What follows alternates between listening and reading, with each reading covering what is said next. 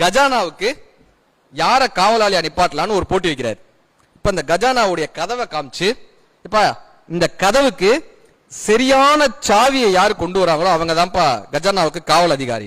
இப்போ தூரத்துல இருந்து ஒருத்தன் பாக்குறான், இந்த கதவை வந்து இந்த மாடல்ல பண்ணிருக்காங்க, இந்த கதவை எப்படி பண்ணலாம், இதுக்கு சாவியை எப்படி கிரியேட் பண்ணலாம், இந்த சாவியோட டிசைன்லாம் வரைஞ்சிட்டு சாவியை செய்யறதுக்கு ஒரு ஆள் போனான். ரெண்டாவது ஆளு கதவை பார்த்தான், இதை எப்படி உடைக்கலான்றத பார்த்தான். இந்த சுத்தியில எடுத்துட்டு வந்தோம்னா இப்படி அடிக்கலாம், இதை எப்படி அடிக்கலாம், கதவையே தூக்கிடலாம். ரெண்டாவது ஆளு சுத்தியில ரெடி பண்ண போனான்.